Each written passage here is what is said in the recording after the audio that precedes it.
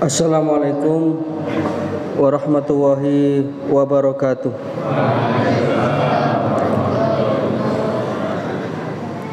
Alhamdulillah, alhamdulillahi haqqa hamdi, adada khalqi, wa ridha nafsi, wa zinata arsi, wa midada kalimati. Asyhadu an la ilaha illallah wahdahu la syarikalah, wa asyhadu anna Muhammadan abduhu wa rasuluh la nabiyya ba'dah. Allahumma sholli wa sallim wa barik ala nabiyyina Muhammadin wa ala alihi wa sahbihi wa man tabi'ahum bi ihsanin ila yaumiddin. Amma ba'du, subhanaka la ilma lana illa ma 'allamtana innaka antal alimul hakim. Rabbi shrah li sadri wa yassir li amri wahlul 'uqdatam min lisani yafqahu qawli. Allahumma inna nas'aluka ilman nafi'a wa rizqan thayyiba wa amalan mutaqabbala.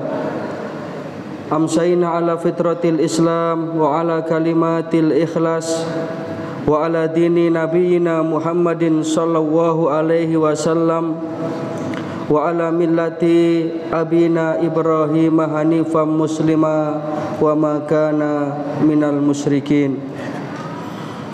Bapak Ibu hadirin jamaah pengajian rutin Ahad malam Masjid At-Taqwa rahimakumullah.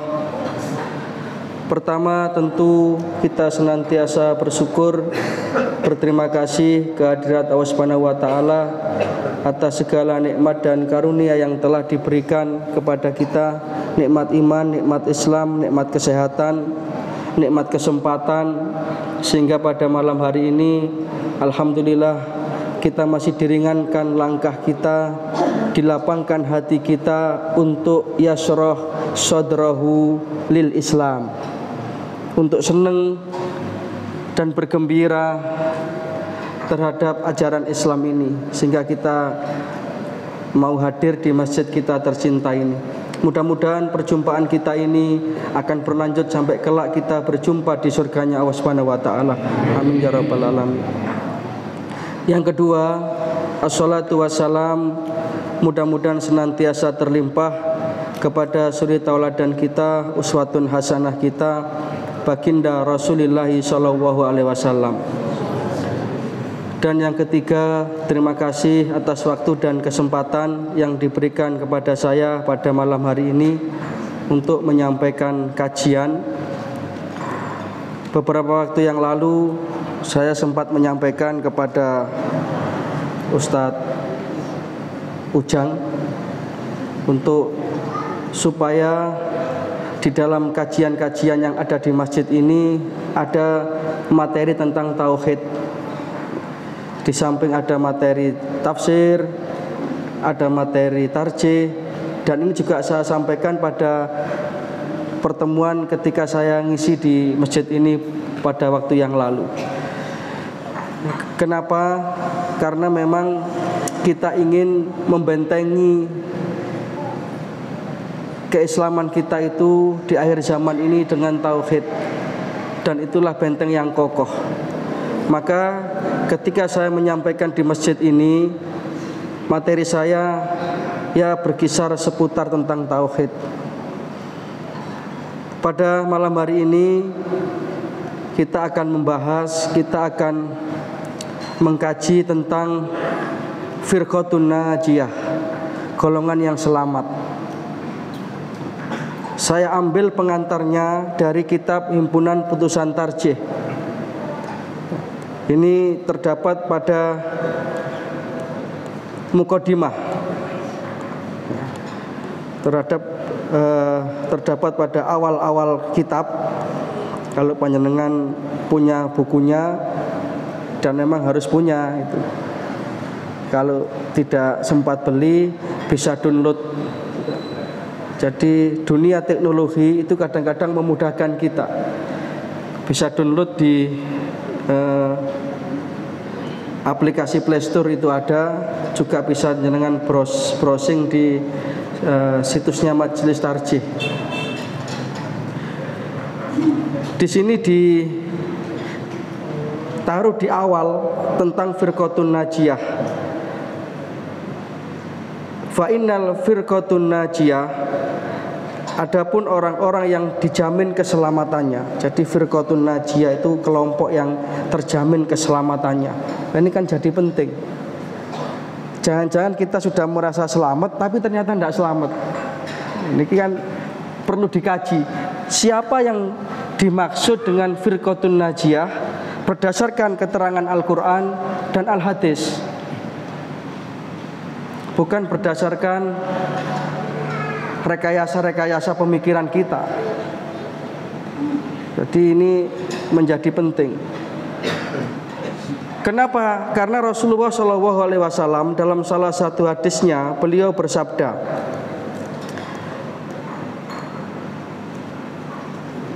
kita perhatikan hadis Rasulullah ini tentang firqatun najiyah. Hadisnya dari sahabat Abi Hurairah radhiyallahu anna Rasulullah sallallahu alaihi wasallam qala, Rasulullah sallallahu alaihi wasallam bersabda, tafarraqatil yahudu ala ida wa sab'ina au isnataini wa sab'ina firqatan. Adalah orang-orang Yahudi itu mereka berpecah belah menjadi 71 atau 72 golongan. Wan Nasara, adapun orang-orang Nasrani, mereka juga berpecah belah misla dalik, sama, menjadi 71 atau 72 golongan. Yang jadi garis bawah yang ini, wa tafarraqat ummati, umatku pun ternyata juga berpecah belah ala salasin wa sab'ina firqatan, menjadi 73 golongan. 73 golongan itu dinyatakan oleh Rasulullah SAW, kulluhum finnar illa firqatan wahidatan. Yang 73 itu yang selamat hanya satu. Ini kan warning yang sangat medeni ini. Kalau jenengan diberi soal 73 soal, sing bener mek siji, sing 72 salah, niku bijine pinten? Atau kita disuruh memilih 73 yang 72 salah, itu kan sulit sekali. Kecuali kalau sebaliknya, sing salah mek siji, sing bener 72, itu agak mudah lah. Dan memang hidup itu pilihan, kita pilihan. Sehingga ini menjadi penting. Di dalam hadis yang lain Rasulullah SAW bersabda ketika menjelaskan tentang 73 golongan ini, ada sahabat yang bertanya, manhum ya Rasulullah? Ya Rasulullah, siapa mereka itu ya Rasulullah? Golongan yang selamat itu siapa ya Rasulullah? Nabi menyatakan, man ana alaihi wa ashabi. Ini golongan yang selamat versi Rasulullah. Ma ana alaihi wa ashabi, yaitu orang-orang yang mereka itu mengikuti jejakku dan jejak sahabat-sahabatku. Mereka itulah Muhammadiyah, pengikut Nabi Muhammad. Nah, ini perlu kita pertahankan konsistensi kita untuk mengikuti Rasulullah secara konsekuen. Ini harus betul-betul kita pertahankan supaya kita itu tidak salah. Karena 73 itu yang benar hanya satu.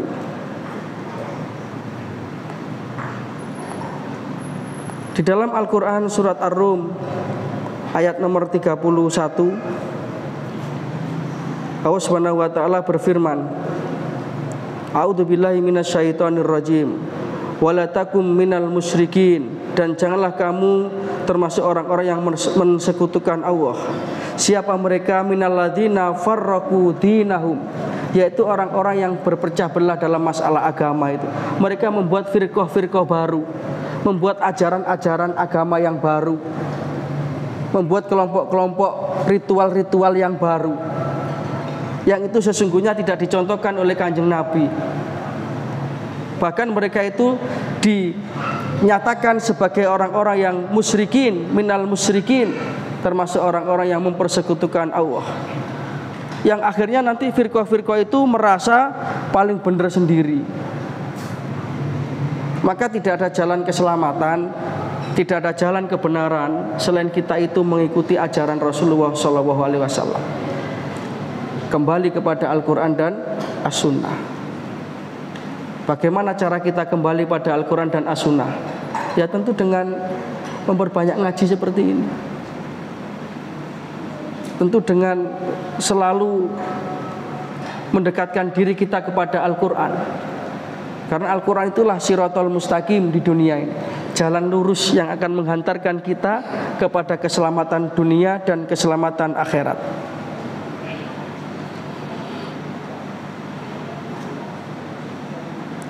Dalam satu hadis dikisahkan ketika itu Rasulullah SAW di depan para sahabat memberikan satu nasihat yang cukup menggetarkan hati sahabat. Ketika Nabi niku mboten biasa-biasa nih, memberi nasihat kayak nasihat Rasulullah itu nasihat perpisahan. Kadang-kadang kan kerasa waktu yang badhe berpisah itu kan kerasa. Nabi itu kemudian ditanya oleh sahabat, "Ya Rasulullah, ka'annaka mau'idatun muwaddi'in." Kanjeng Nabi, kok kados-kadose napa sing jenengan aturaken niku kadose kok nasihat-nasihat perpisahan. Para sahabat menangis itu. Sehingga kemudian ada seorang sahabat yang mengatakan, "Fa'usina, lek ngoten kula mbok panjenengan paringi nasihat yang terakhir, nasihat-nasihat pamungkas, supaya nanti andai kata panjenengan kanjeng Nabi berpulang ke hadirat Allah, intaqala ila rafiqil a'la, tiba saatnya menghadap kepada Subhanahu wa taala, kami masih punya pegangan, kami tidak tersesat." Niki hebatnya para sahabat juga demikian. Makanya dikatakan generasi terbaik ini kan. Jadi Rasulullah itu tidak meninggalkan harta benda yang banyak ketika beliau itu sedo, tapi meninggalkan pesan-pesan kebaikan.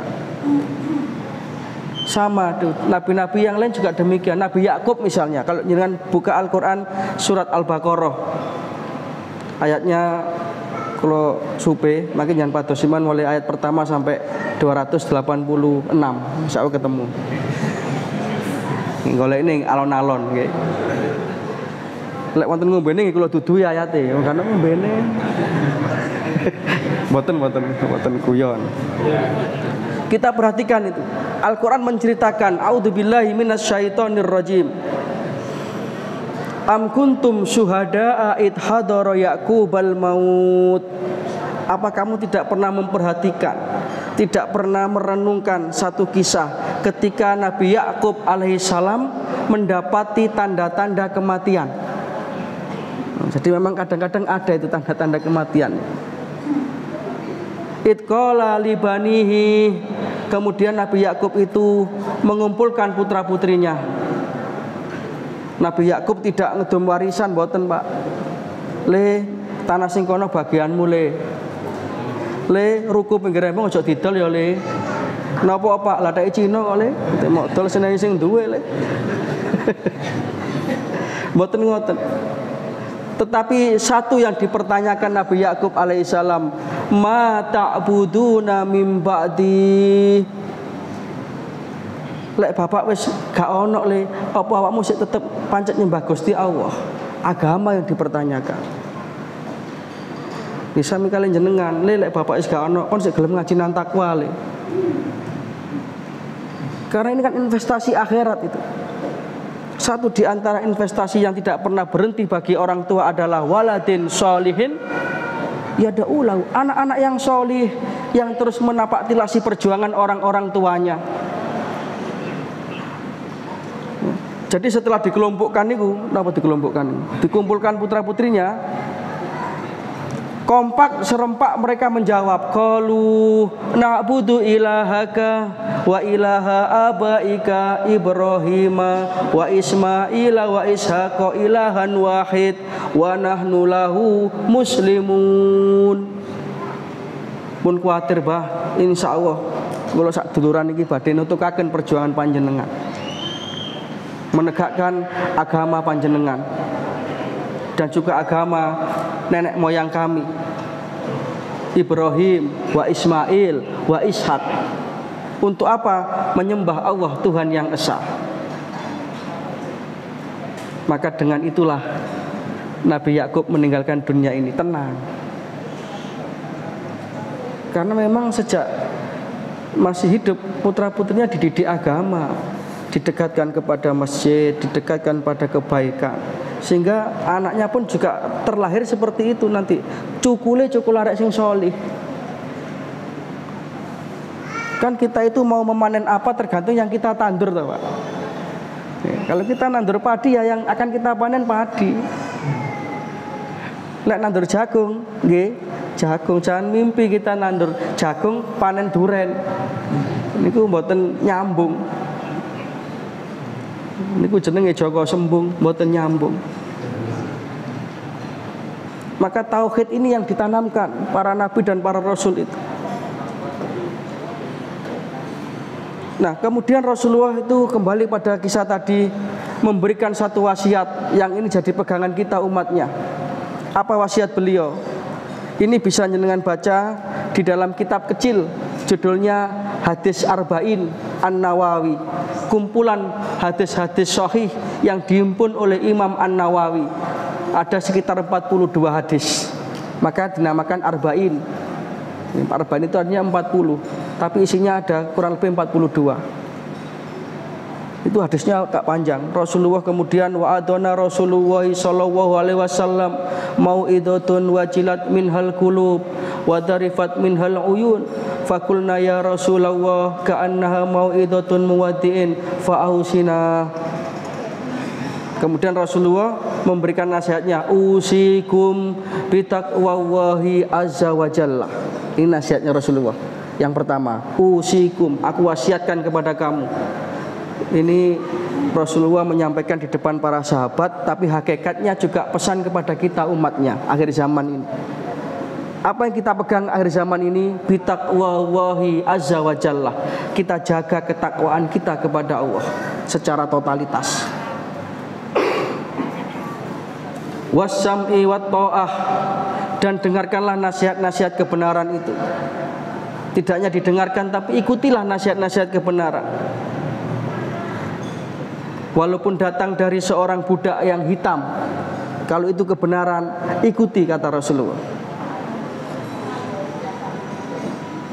Kemudian Rasulullah memberikan peringatan, fa in ta'ammaru alaikum abdun fa innahu may ya'is minkum fasyarah tilafan katsira. Karena kamu nanti di akhir zaman akan menjumpai banyak sekali yang namanya perbedaan-perbedaan pendapat, ikhtilaf yang banyak. Sing Kiai A ngomong ngeten, Kiai B ngomong ngeten, tidak sama. Kalau sudah seperti itu, bagaimana pegangan kita? Nabi menyampaikan, fa'alaikum bisunnati wa sunnati khulafa'ur rasyidin al-mahdiyyin. Hendaklah kamu kembali kepada ajaranku, ikuti saja ajaranku. Ini kan pun gunah saja nih, jelas nih. Dan juga apa yang diajarkan oleh sahabatku yang 4 itu, yang terkenal dengan sebutan al-khulafa ar-rasyidin. Kenapa? Karena mereka itu al-mahdiyyin, orang-orang yang mendapatkan petunjuk kebenaran. Adu alaihi bin nawajid, pegang erat-erat, pegang yang kuat. Wa iyyakum wa muhdatsatil umur. Lanjutannya pesan Rasulullah, hati-hati juga kamu ketika itu terhadap perkara-perkara yang disebut muhdas. Apa muhdas itu? Perkara-perkara agama yang diada-adakan. Gusti Allah mboten merintah, Kanjeng Nabi mboten nyontohaken, tapi kemudian dilakukan. Nah, ini. Bahkan kadang-kadang mengalahkan yang sunnah. Seringkali saya sampaikan, mungkin juga sudah pernah saya sampaikan di sini, para jamaah rahimakumullah. Kula kalian jenengan mengikuti sunahnya Rasulullah niku lho, dereng sedaya tuntas. Kok cik ditambah-tambah sing gak dicontohkan kali Kanjeng Nabi niku lak lalar gawean niku jenengan. Lho coba jenengan inventaris ya. Coba jenengan pelajari sunnah Rasulullah sebelum beliau tidur sampai nanti tidur kembali. Berapa banyak sunnah Rasulullah? Satu contoh sunnah Rasulullah, perilaku Rasulullah yang kita perlu ikuti, yang mungkin kita tidak bisa seperti beliau. Contoh nggih, salat malamnya beliau. Dalam hadis yang diriwayatkan oleh Aisyah, Aisyah menyatakan, kana Rasulullah sallallahu alaihi wasallam yaqumu minal lail hatta tatafattara qadamahu. Adalah Rasulullah itu kalau sholat malam itu kakinya sampai bengkak, Pak. Wonten mriki sing abu gara-gara sembayang bengi, termasuk sing ngomong niki mboten wonten. Lek abu niku mesti meneh dicek kolesterolnya munda utawa asam urat. Rasulullah tidak. Beliau karena memang saking panjangnya sholat beliau, saking bagusnya sholat beliau. Tapi nyun sewu niki sholat sunnah lho nggih. Nabi itu kalau mengimami sholat tidak pernah panjang. Ini harus dipelajari juga nih. Karena Nabi itu pernah kan, ini kaitan dengan sholatnya. Kalau menjadi imam, itu kata Rasulullah, ringankanlah sholatmu. Karena makmummu itu macam-macam, hebat sekali Rasulullah. Ada satu cerita sahabat Mu'ad bin Jabal itu kan damel goro-goro. Imami sholat, itu rakaat pertama sholat Baqarah dihatamaken 286 ayat. Sembangi sak niku. Rakaat kedua Ali Imran 200 ayat. Ten mriki insyaallah mboten nggih. Soale kan sing ngapal kok nyeneng. Wis santai mau coba alam taro, alam nasro. Cukup. Akhirnya geger itu para sahabat, diwadulkan kepada Kanjeng Nabi. Ya Rasulullah, Mu'ad damel goro-goro ya Rasulullah. Dipanggil oleh Rasulullah, ya Mu'ad, kamu buat goro-goro apa Mu'ad? Lho napa Kanjeng Nabi? Kalau biasa mohon Kanjeng Nabi saking tiang-tiang niku lebih. Wadulan Kanjeng Nabi tiang-tiang niku. Lho saya tak sakjane ya apa kisah iku ya apa sing temen. Iku lho ngimami sholat biasa, wong sholat kan ngadeg Gusti Allah Kanjeng Nabi wis sing ikhlas lah.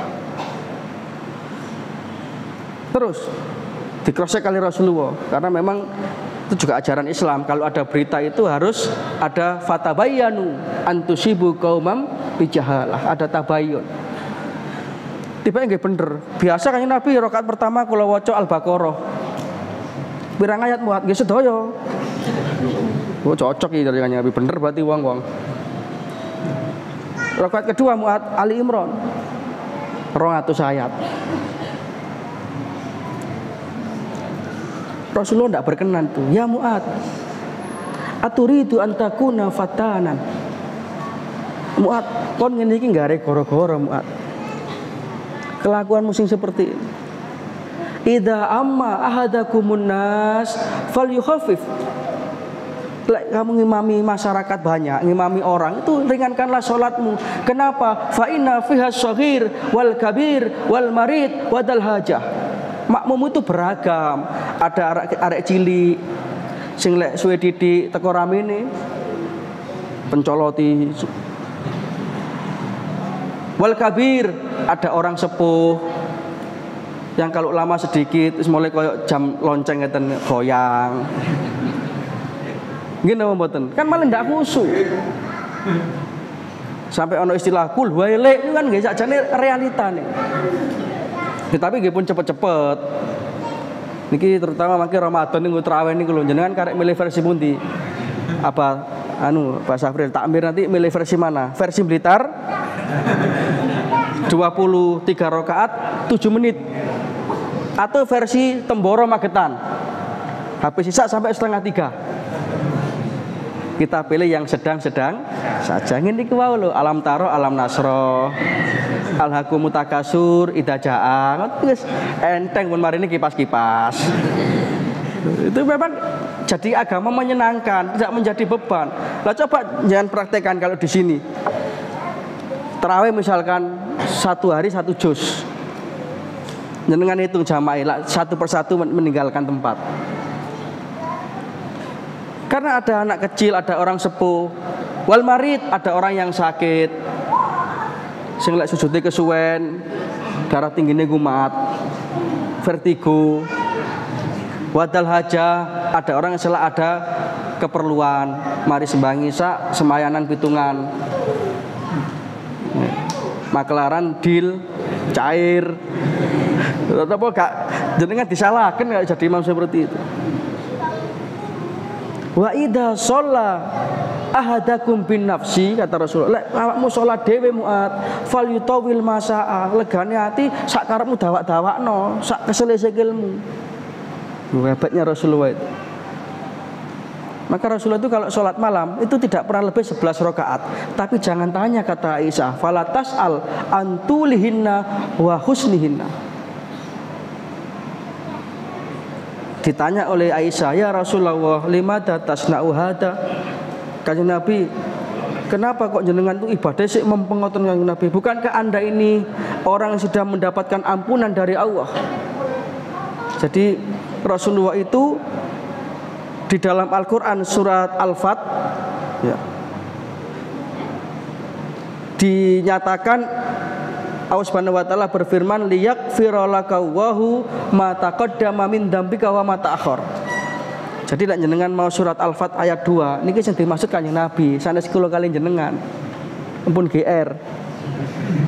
Itu kan bunyi ayatnya kan, dosamu yang terdahulu ya, liyaghfira laka Allahu ma taqaddama min dzambika wa ma ta'akhkhar, dan dosamu yang akan datang itu diampuni oleh Allah. Itu yang dimaksud Rasulullah. Bukan kita. Kita ini masih golongan kelas bumbuan. Nah, ini. Tapi ya kita selalu optimis ya, diampuni oleh Allah Subhanahu wa taala. Kanjeng Nabi jenengan kan pun nyata-nyata diampuni dosa-dosa panjenengan Kanjeng Nabi. Tapi kenapa masih ibadah sholat malam kayak begitu? Kenapa jawabannya Rasulullah? Beliau tidak menjawab, lah ya apa aku nabi gak penak mbek umatku. Mboten ngoten. Ya Aisyah, ya Humairah, wahai istriku, afala uhibbu an akuna abdan syakura. Aku kepingin dadi kawulane Gusti Allah sing pinter matur suwun. Dahsyat jawaban itu, Pak. Yang pandai berterima kasih. Semakin aku diampuni, ya aku semakin mempeng. Jadi kalau kita itu semakin diberikan, semakin kita itu berterima kasih. Ibarat pegawai, lek juragane niku loman, kan semakin sregep.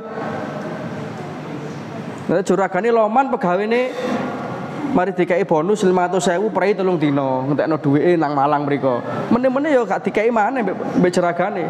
Iki tak kei dhuwit teko malese.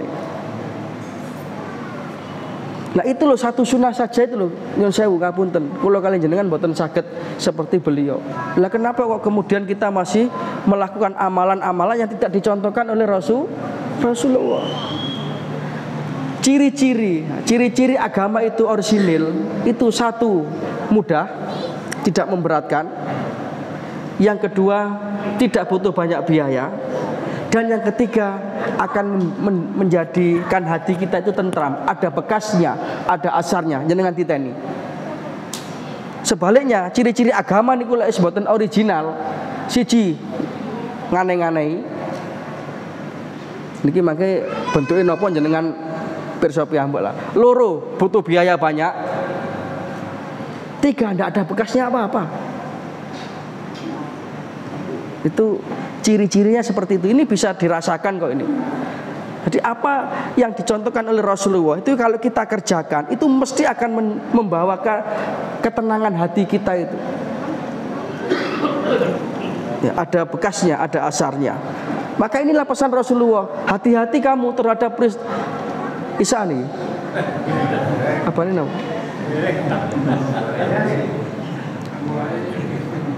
Sampai maisak nih oleh godok darah ngumep. Banyune kakean, kompore kecilian.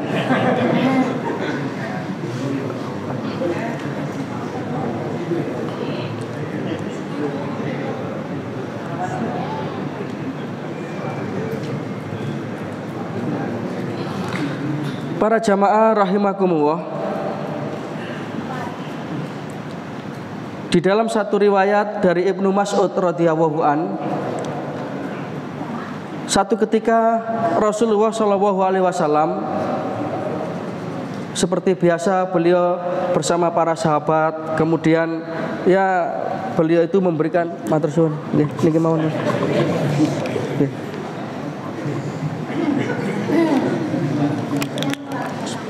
Saya nggih kalau tak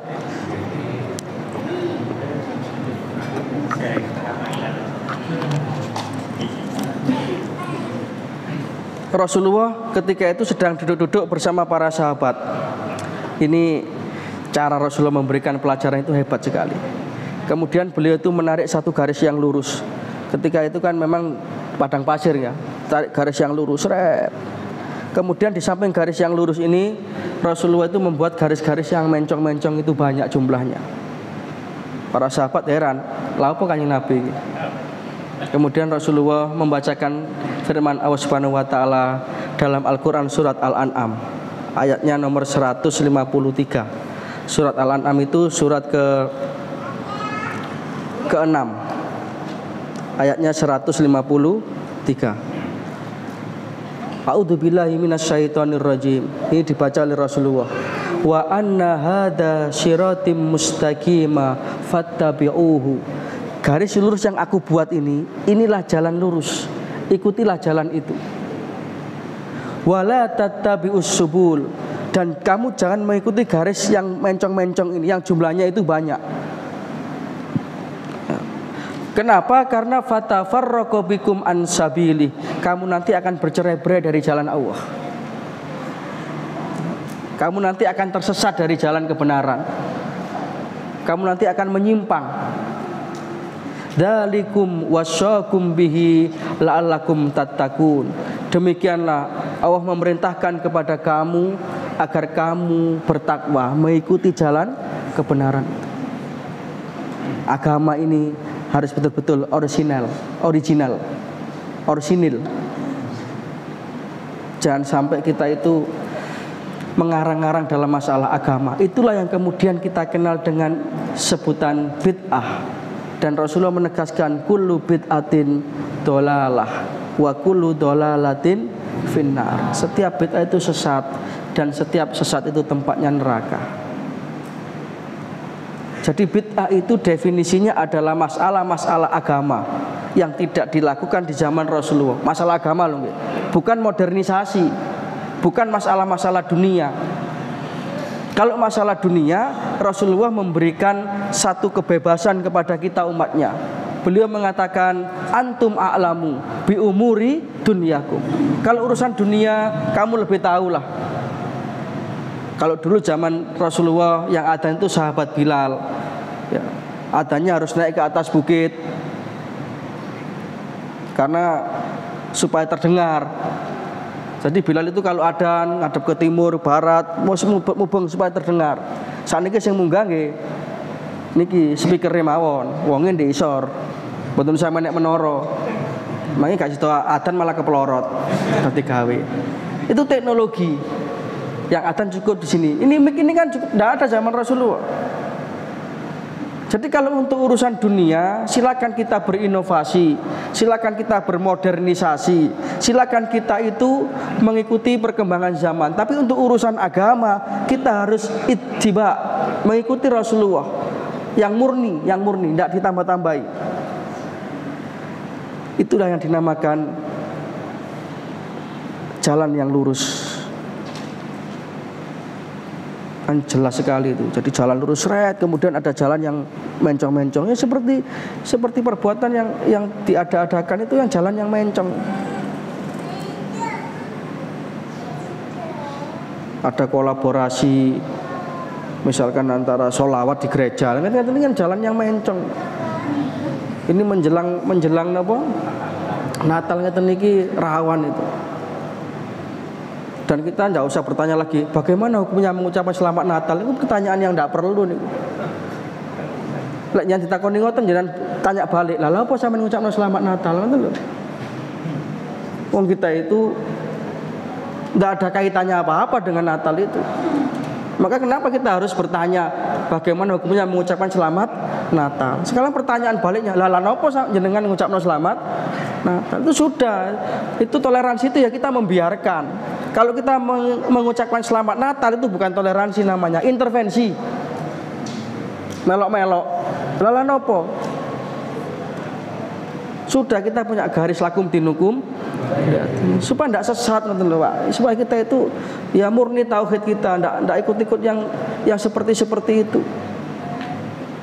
Rasulullah kan juga dulu pernah itu didatangi oleh kafir Quraisy itu, ya Muhammad, daripada kita terus gegeran ini bagaimana kalau kita itu akur-akuran. Maksudmu ya apa? Ya saiki aku melok sampean sembayang di masjid, meneh sampean melok nyembah berhala. Nabi terdiam itu. Seperti biasa Nabi itu tidak pernah memberi jawaban langsung sebelum turun wahyu. Wa ma yantiqu anil hawa in huwa illa wahyu yuha. Turun surat Al-Kafirun itu. Kul ya ayyuhal kafirun. Katakan wahai Muhammad, jawaban yang mengajarkan itu dengan apa? La a'budu ma ta'budu. Itu toleransi ya itu. Aku tidak menyembah apa yang kamu sembah dan kamu tidak perlu menyembah apa yang aku sembah. Lakum dinukum, bagimu agamamu, bagiku agamaku. Sudah beres nih, selesai nih urusan Natal itu selesai. Lalu apa kok sampai saat ini masih diperdebatkan, masih didiskusikan dengan apa alasan toleransi. Toleransi itu ya membiarkan itu tidak ganggu, itu sudah toleransi sudah.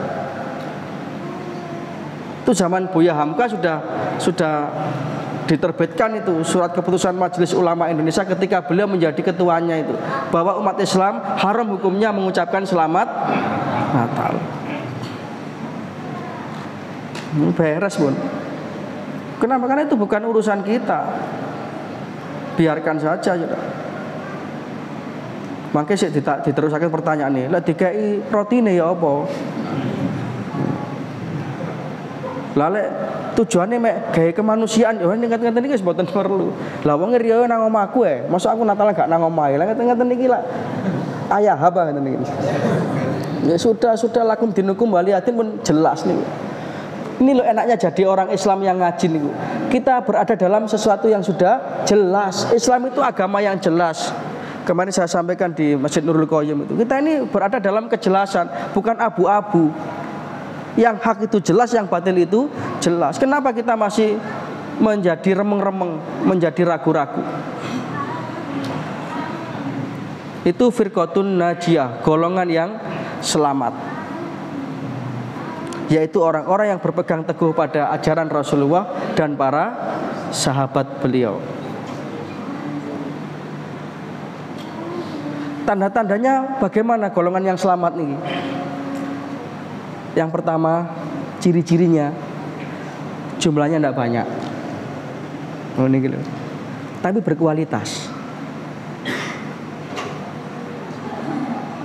Jadi kebenaran itu tidak tergantung jumlah.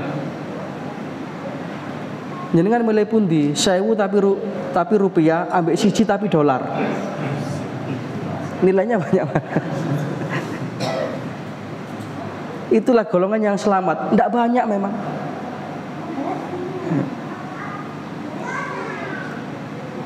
Bahkan di dalam Al-Quran Allah Subhanahu wa ta'ala menyatakan a'udzubillahi minasyaitonirrajim wa in tuti aksara man fil ardi yudilluka an sabilillah. Kalau kamu mengikuti kebanyakan perilaku orang, itu malah kamu akan tersesat. Jadi kebenaran itu bukan dilihat dari banyak sedikitnya. Ya kalau demokrasi sing oleh suara akeh dadi. Niku abane napa? Sampun kaya niki nggih. Kirang pinten, Pak? Oh. Berapa? Oh, bergema. Jumlahnya tidak banyak. Bahkan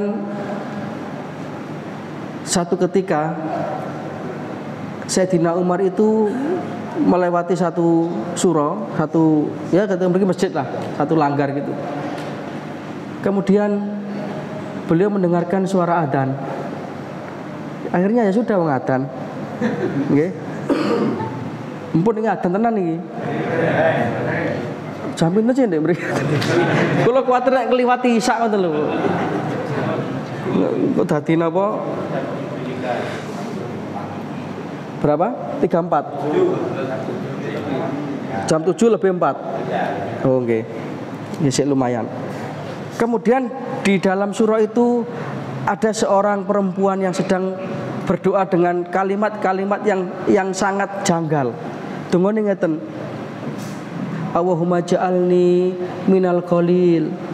Allahumma ja'alni minal qalil. Ya Allah, jadikanlah aku termasuk golongan yang sedikit. Ini kan aneh. Biasa tiyang njaluk donga mesti kan sing akeh. Rizkon wasian kasiron sing kuata sing barokah ngoten. Ini donganya jadi golongan yang sedikit. Kan penasaran Sayyidina Umar, kok asing dongane wong.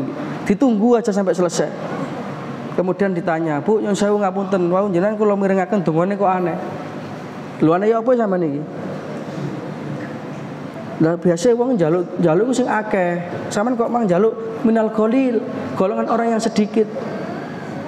Kemudian perempuan tadi mengatakan, apa jenengan lupa? Apa sampean enggak tahu? Firman Allah Ta'ala dalam Al-Quran surat Saba ayat 13. Ngomong jawab yang damel ayat, hebat itu. Ya. Bagaimana bunyi ayatnya? Wa qalilun min ibadiyas syakur. Wa qalilun min ibadiyas syakur. Sedikit sekali hambaku itu yang bersyukur. Sedikit sekali jumlahnya. Bersyukur itu baik napa mboten, Pak? Tapi jumlahnya mek titik. Sing akeh niku tomak, kurang. Sifat manusia. Kita sing ngomong ngeten iki. Kadang-kadang lek mboten maca niki lali. Sik kepengin ngene, sik kepengin wis kaya duwe ngene, sik kepengin ngene. Itu manusia. Tapi ada orang-orang tertentu itu yang mereka itu sudah selesai dengan urusan dunia nih. Kemarin saya ceritakan juga di Masjid Nurul Qayyim itu. Hari Jumat yang lalu, beberapa waktu yang lalu, saya itu khutbah Jumat di sebuah perumahan. Perumahannya ini termasuk perumahan mewah. Jadi kalau ditaksir harga sekarang kira-kira sampai 1 M lah itu. Ada sekitar itu 800 sampai 1 M. Nah, ketika saya masuk masjidnya itu ya sakmenten iki. Kurang lebar itu, ber-AC. Takmirnya cerita, "Mas, kalau diceluk Mas, jenenge ngisik enom mboten ana napa. Nek celuk Pak tambah berat nih." Masjid ini adalah wakaf dari seseorang. Nah terus sing gadah niku jane temuti. Sekarang pindah di kampung sebelah niku lho. Padahal kula niki mlebu perumahan niku ngaten-ngaten. Waduh, kok apik men aku kepengin ndol ndek perumahan. Sik tomak sian. Padahal jati khotib katian. Nanti kate nerangno, mari kita jaga hati. Kok khotibe sik tomak. Lah kok dikoten kok dikampleng rasane. Oh, ternyata ada orang yang sudah selesai dengan dunianya ini. Ini orang cerdas. Ternyata beliau sudah sedo. Berarti beliau sudah menempati rumahnya di surga sana. Itu rumahnya sudah jadi loh, Pak. Bukan rumah tadi napa? Itu sudah direnovasi sama beliau. Wis dadi rumah mewah pojokan wapi. Semuanya diberikan karena memang perumahan itu tidak memberikan fasum berupa tempat ibadah. Nah, orang tadi itu akhirnya omah dikekno gawe masjid. Apa ndak hebat? Sing ngomong ngeten iki gurung karuan iso. Lho nggih napa mboten? Nggih. Isone mari kita sedekah, mari kita infak. Lah sampean Pak Ustaz, isih tambahan ben. Nah niki makanya kita harus napa iki? Minta kekuatan kepada Gusti Allah bisa melaksanakan apa yang kita amalkan. Orang seperti itu jumlahnya juga tidak banyak, gitu, sedikit sekali. Di Kepanjen itu sekarang rantingnya itu sedang membangun masjid. Dulu namanya Masjid Al-Ikhlas. Sama takmir sekarang diubah menjadi Masjid Teduh. Duku karepe napa wis sakarep-karepe. Nah itu masjid itu kemarin itu ya disumbang untuk rumah tahfidz disumbang senilai 750 juta. Satu orang. Selesai dengan urusan dunianya. Orang seperti ini loh Pak, jumlahnya juga sedikit sekali. Maka kita ingin yang seperti itu. Nggih, mboten akeh ya napa man kana lahu malan falyatasaddaq bimali. Lek punya harta ya kita infakkan di jalan Allah walaupun tidak semuanya. Karena itu akan menjadikan kita golongan yang selamat. Cirinya itu, jumlahnya hanya sedikit, tidak banyak. Yang kedua, ciri-ciri golongan yang selamat ini banyak dimusuhi oleh kebanyakan manusia. Nggih napa mboten? Iya. Karena koyo napa nggih? Menentang arus. Wah, begini kok nyeleneh dhewe. Ya memang yang diajarkan seperti itu. Dasarnya Al-Quran surat Al-An'am juga ini, ayatnya 112. Allah Subhanahu wa taala berfirman, A'udzubillahi minasyaitonir rajim. Wa kadzalika ja'alna likulli nabiyyin aduwan. Dan demikianlah kami jadikan setiap nabi itu musuh. Lah nabi mon mesti ana musuhe. Nabi Ibrahim musuhe Namrud. Nabi Nuh musuhe bojone dhewe kali anake. Nabi itu kan tiang sae. Itu aja ada musuhnya. Maka kita tidak bisa Pak, tidak punya musuh itu tidak bisa. Mesti ada yang nggak seneng, itu mesti. Karena orang-orang yang baik itu mesti musuhnya adalah orang yang tidak senang kebaikan. Itu sudah sunnatullah, sudah hukum alam. Maka ciri-ciri golongan yang selamat itu banyak mendapatkan hinaan, cercaan, cacian dari musuh-musuhnya. Rasulullah niku lho nggih wonten musuh Abu Jahal, Abu Lahab. Maka ini jadi penenang kita. Kok awake dhewe niku wis ngeten sik dimusuhi, ya sudahlah. Yang penting kita berjalan di atas ajaran Al-Qur'an dan sunnah Rasulullah Shallallahu Alaihi Wasallam.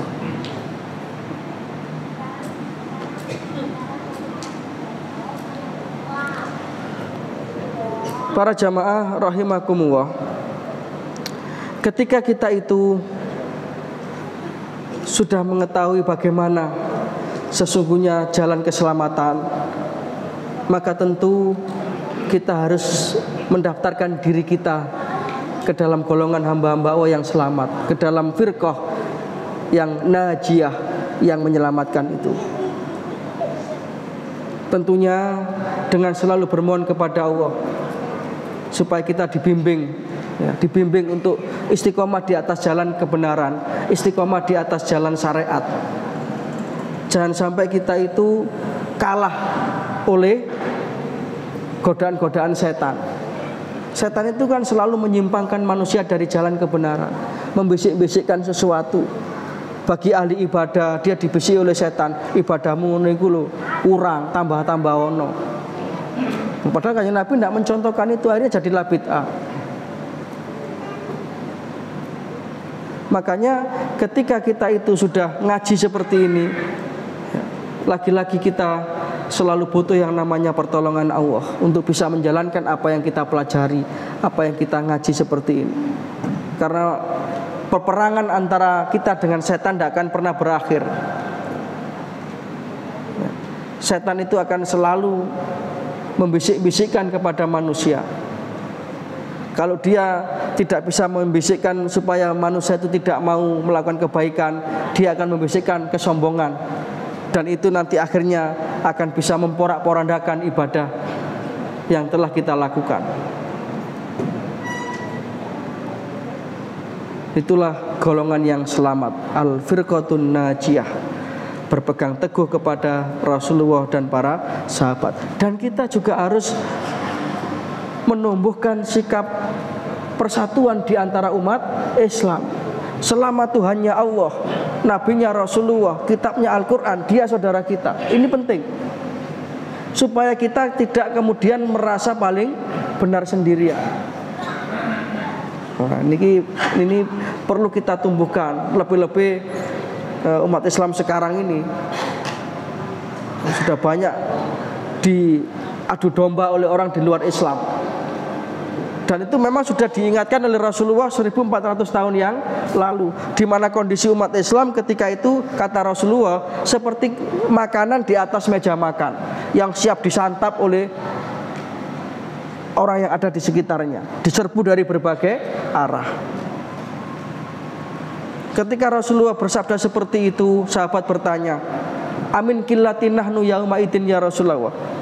Apakah jumlah kita waktu itu sedikit ya Rasulullah? Kok kita itu dijadikan bulan-bulanan? Kita itu dibully kayak begitu. Apa jawab Rasulullah? Bal antum yauma idin kasir. Tidak, kamu waktu itu banyak, kamu mayoritas, tapi tidak berkualitas. Bahasa Jawa ini anut grobyok, tidak diilmui. Makanya kajian seperti ini kan dalam rangka meningkatkan kualitas keberagamaan kita, supaya betul-betul kita itu orisinil dalam beragama ini, supaya kita itu selalu mendapatkan petunjuk dari Allah Subhanahu wa Ta'ala. Mudah-mudahan apa yang kita pelajari ini jadi ilmu yang bermanfaat, Bapak Ibu. Mudah-mudahan terutama si ngomong niki bisa mengamalkan apa yang kita pelajari. Kita selalu dibimbing oleh Allah Subhanahu wa Ta'ala untuk berada di atas jalan kebenaran. Mudah-mudahan Allah Subhanahu wa Ta'ala mengampuni dosa-dosa kita, mensakinahkan keluarga kita, mensolih-solihkan anak-anak kita, sehingga kelak kita semua akan berkumpul dalam surganya Allah Subhanahu wa Ta'ala di dalam naungan ridhonya. Demikian apa yang bisa kami sampaikan. Ada kurang lebihnya mohon maaf. Kalau ada yang benar semua dari Allah, kalau ada yang salah murni adalah kealpaan saya pribadi. Mudah-mudahan diampuni oleh Allah Subhanahu wa Ta'ala. Nasrun minna wa wafatun qarib wa basyiril mu'minin. Subhanaka Allahumma wa bihamdika asyhadu an la ilaha illa anta astaghfiruka wa atubu ilaik. Walhamdulillahirabbil alamin. Assalamualaikum warahmatullahi wabarakatuh.